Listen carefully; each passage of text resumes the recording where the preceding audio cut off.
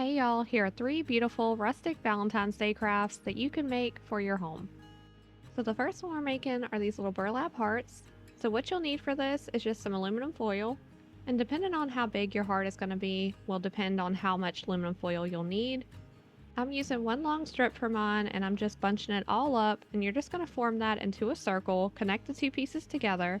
The first two hearts that I made like this, I made the aluminum foil piece too short, so I ended up having to piece two pieces together. So if you do end up making your aluminum foil piece too short, you can piece in some more to make it longer.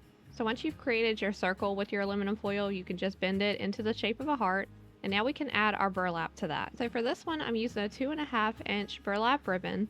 And I'm just starting it by gluing the edge of that ribbon onto my aluminum foil with a little bit of hot glue. And I do pre-cut my ribbon just because it's easier to wrap it this way. However, I don't always guess this correctly, so I usually do run out about midway through, but it's not a big deal if you do that. You can just piece in another piece of ribbon. And it is a bit harder to wrap these corners of your heart if you're using a wider ribbon like this. The last two that I made, I used a 2-inch ribbon, which did make a big difference. It was a lot easier to maneuver around these corners. But it's not impossible to do it with a wider ribbon like this. You'll just have to work with it a little bit more. And just make sure you're always pulling it tight so that it doesn't have a whole lot of slack to mess up the shape of your heart. So I would say just keep that in mind when you're picking out what type of ribbon that you want to use for this project. So this is where I run out of my first strip of burlap ribbon. So I'm just going to attach that onto my piece of aluminum foil. Just go ahead and secure that. And this is the only time that I add hot glue. It's in the beginning and when I'm finishing up the last little piece of the ribbon. But you can add hot glue periodically throughout the time that you're wrapping your ribbon if you prefer. It may make it a little bit easier to secure it and to hold its shape. So now that we've gotten down to the last piece, I'm just going to go ahead and fold that over and secure it with a little bit of hot glue.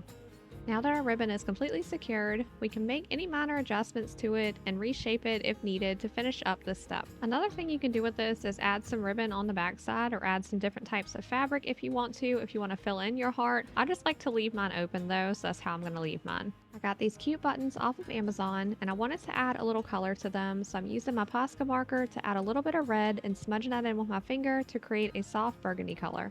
I do always love adding a little twine bow somewhere on my craft, so I was trying to figure out where I wanted to incorporate that, and since I usually sit these little hearts on their side, I figured I would put it up on the corner. And I knew I really wanted to incorporate these little heart buttons somewhere, so I just tried to figure out how I wanted to place them. At first I wasn't going to use this many, but then I kept adding, and I just love how it turned out with all of them added onto it. It just gives it the perfect little warm touch. I love the softness of this. I don't like super bright colors, to be honest with y'all. I always try to keep things kind of neutral and kind of warm. I love going for a cozy rustic vibe, and I think this is the perfect balance for this. Now for our next project, I'm going to show you how to make this cute little bead heart. I've made a shorter tutorial video on this already, but I did want to incorporate it into this video just because it's such a beautiful rustic craft. So for our base, I'm using this bead heart that came from Dollar Tree. And I'm using a piece of an old sweater for this, so I'm just hot gluing my heart beads right onto that piece of the sweater. And it is a lot easier to glue it this way with the beads on the bottom and just gluing the sweater on top. I don't know why I was doing it the other way at first, but either way will work just fine. And now we just trim off all the excess fabric to try to get as close as you can to your beads so that it's not a whole lot of overhang to deal with later. And you could just leave the beads plain like this if you prefer. I did distress the beads on the first one that I made, so I am going to do that again on this one just so I could show y'all how I did that. And as far as securing little frayed or fuzzy ends on your sweater, I just go over that with my hot glue gun a little bit just to secure it along the beads. So now we can add our distress looks. I'm just using some distressed ink. I'll have that link down below for you guys, but you can just use some watered down brown if you don't have this on hand. And you're just kind of dry brushing that onto the beads. And you can go as heavy or as light as you want to with this. You can do individually like I'm doing here, or you can go over them all at one time. It does make it easier and give them a softer look. And just to lighten them up a little bit, I'm using some white paint and just dry brushing over my beads again, just going over top of the brown. It just softens that brown a little bit and gives it more of that rustic look, more like a chippy paint look. And if you accidentally do too much paint on your beads, you can just smudge them in a little bit, just brush over them more, and it'll blend that in. You can also add a little water to them to try to water it down to smooth them out more as well. And this is how it looks once they're all distressed, so it just gives it a nice soft rustic look. So now we can move on to making the little hanger for it. So you could use a thick piece like this if you prefer, but I don't want it to be super thick, so I glue my ribbon in half and then just try to tuck that right underneath the beads on the front and then just wrap that around to the back side. So now we have a simple little hanger for it, and we can add some final touches on this. I'm going to create a cute little bow. So I just cut 2 little strips of my burlap ribbon and just pinch those 2 pieces together. And then you'll just stack the 2 pieces on top of each other and then tie a piece of twine around them to secure it. And you may have to make a few little minor adjustments on your bow just to center it and all that, but it doesn't have to be perfect, so we're going to cover that up with a little button later. So now I'm just going to glue that right onto the center of my heart, and look how cute and simple this is. You could just leave it like that if you prefer, but I did want to add the little hearts to match with my other decor. And you can leave your hearts plain like this if you want to leave it more of a neutral tone to leave it up year round, but even if you add a little color to them, I think this would still be really cute to leave up year round.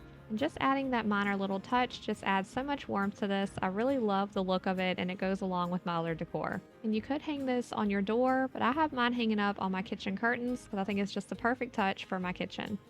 But overall, it's just a beautiful rustic decor piece that you can make for your home without needing a whole lot of supplies. So now for our last and final craft, I wanted to show y'all how to make this cute little twig tree using sticks from your yard. So first you'll just need some sticks from your yard. I would say different sizes, some thin, some thick. And I'm using wood slices for mine. These are 2.5-inch wood slices, and I just glued 2 together to make a little platform. And this will be used as our base for our tree along with a little pine cone, because this is what we're going to glue everything to try to hold its shape until we establish our tree shape. And I did just use a pine cone from my yard for this as well. So getting started is usually the trickiest part for this, to be honest with y'all. The pine cone is the easiest way that I've found so far to do this, but you do have to be a little patient in the beginning, allowing your glue to dry with your first few sticks, so that way you can create a solid foundation to build off of with your other sticks. And you can just stick in smaller sticks as you go to cover up your pine cone so that you can create that initial shape for your tree. And I chose a pine cone because it's a natural wood look that goes along with the sticks. It's the same color as the sticks, so that way it blends in really well. So even if it does peek through a little bit, it's not a big deal and you still won't really notice it. So this is where we're at so far with adding our foundation for our sticks. And now we're just going to continue to glue more sticks onto this and just build off of that. And this is where it's good to start mixing in different sizes, so you'll have some thicker sticks to cover up those huge gaps, and then fill in the smaller sticks to create more of like little tree branches, and to also just give it more character and more shape. But this won't be perfect. Each tree will be different and have its own little quirks to it, and you'll just need to add or adjust as needed until you establish the look that you like best. And you could leave your tree plain if you prefer, but I do like adding a little snowy touch to it to give it more of a winter look. So I just dry brush on some white paint on the very edges of the sticks. So now for the final touch, I'm going to add these cute little heart buttons again for this one so that it will match with the rest of my decor that I've made. And again, just using my Posca marker to just color on those buttons and smudging it in to give it a nice soft burgundy look. And these trees are beautiful without the buttons, but I do think the soft burgundy hearts add the sweetest little touch to them. And of course, y'all know I've got to add my little twine bow, so I'm just sticking that right on the top of my tree for the final touch.